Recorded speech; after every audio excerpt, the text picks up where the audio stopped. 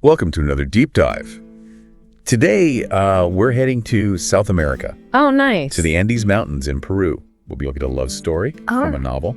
The title in Spanish is, well, it's a mouthful. I bet. It's called El triunfo del amor en el corazón de los Andes. La historia de Carlos y Elena, Wow. which translates to The Triumph of Love in the Heart of the Andes. The story of Carlos and Elena.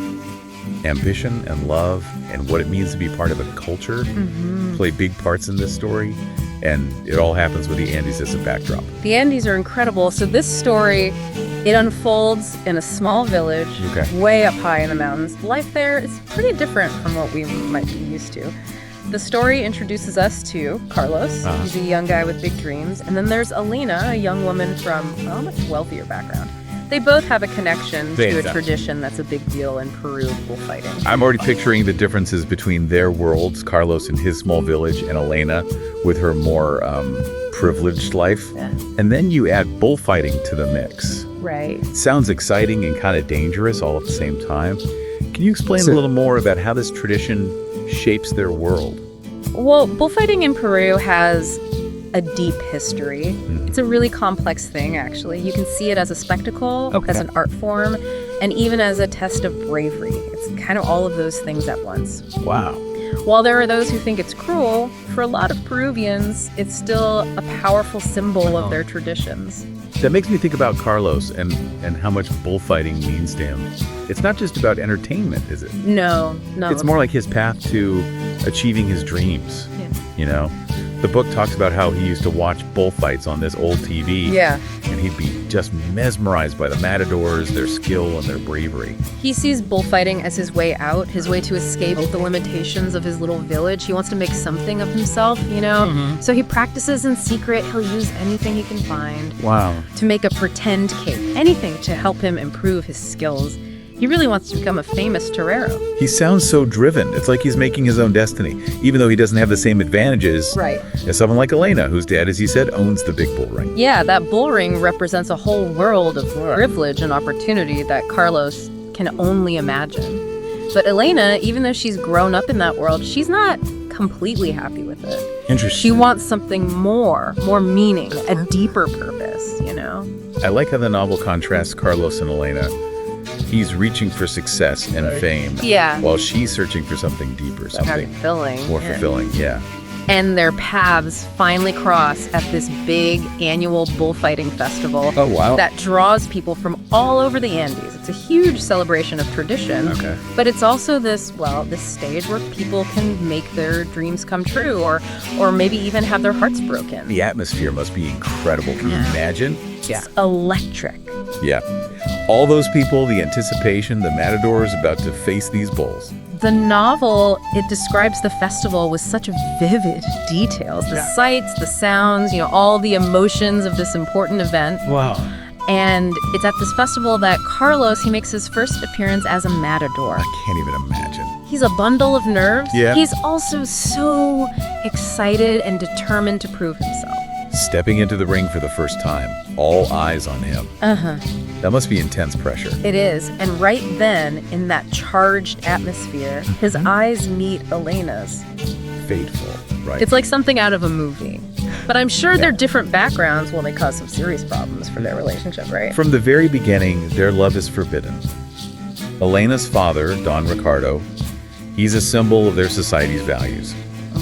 He would never, ever approve of his daughter being with someone like Carlos, a young man from such a humble background with such a dangerous profession. So they have to deal with these intense feelings for each other, but also all these societal expectations and pressures that could tear them apart. Yes. It really is a lot for them to handle. I imagine they must look for ways to just be together, away from it all. I was just thinking that the novel mentions these secret meetings between Carlos and Elena, and it sounds like the Andes themselves provide a refuge for them, these hidden valleys with incredible beauty. Right. They find a way to escape the rules and expectations of their world, even if it's just for a little while. So the Andes become a symbol of their love, a safe haven, away from judging eyes. But we can't forget about Elena's father, Don Ricardo. No, we can't. His disapproval adds a whole other level of complication to their story. He really does. Don Ricardo, he's a powerful man in the community, and he represents the traditional values that are so important to their society. I see. He sees Carlos as totally unsuitable for Elena. He thinks Carlos is a threat to her future, to his family's reputation. It makes sense that his disapproval would cause tension, not just between him and Carlos, right, but also between Elena and her father. I mean, she's caught in the middle. Oh, definitely. She loves Carlos, right, but she also deeply respects her family and her culture. That's a tough spot to be in, torn between two important parts of her life. It is.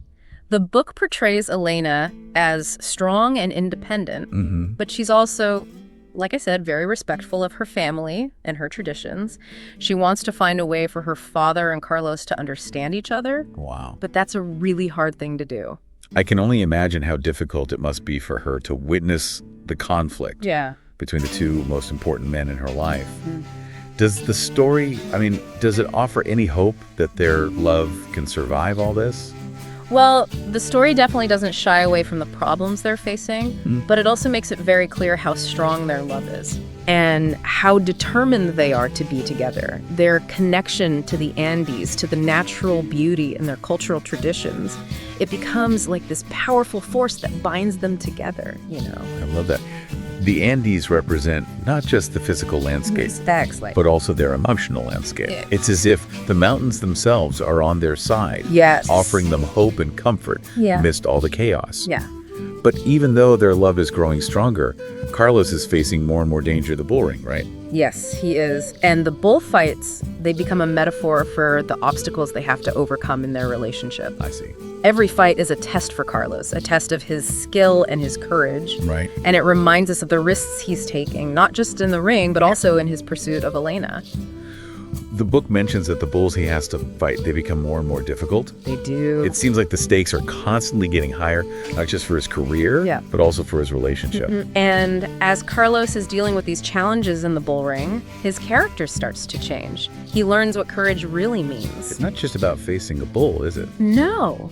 It's about standing up for what you believe in, even when everyone else is against you. It's a powerful message. Yeah. The idea of staying true to yourself no matter what. It is. Carlos's journey as a torero, it becomes about more than just fame and fortune. Right. You know, it's about discovering his own strength and identity. You're right. And as Carlos is growing as a torero, Elena's changing too. She finds her own voice. She does. She starts to challenge what's expected of her as the daughter of a wealthy, influential man. It's really inspiring to see them both growing as individuals while supporting each other's growth. Yeah, they're not just settling into the roles that society's given them. They're fighting to shape their own destinies. And their journey, it makes you think about the clashes between tradition and modern life, the impact of social class, and the power of love to overcome these obstacles. This novel, it's clearly more than a simple love story.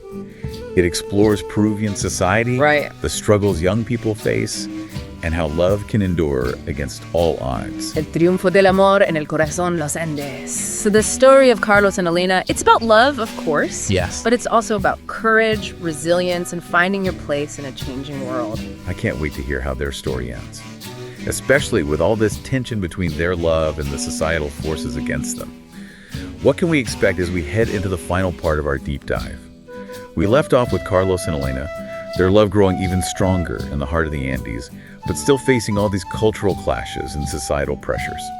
So as we get to the final part of our deep dive, what happens? How does their story end?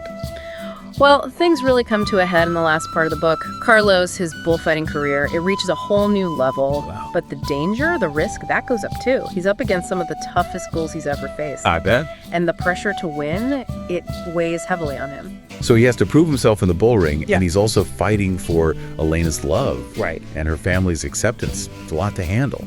It is. The novel really gets into Carlos's head, you know, showing how all this is affecting him. He has doubts. He's afraid. That makes sense. But it's his love for Elena and his commitment to his dream that keep him going. His love for Elena is like his anchor, right? Yeah, exactly. It gives him strength to deal with the danger and uncertainty in his life. Right. It really shows you how powerful love can be.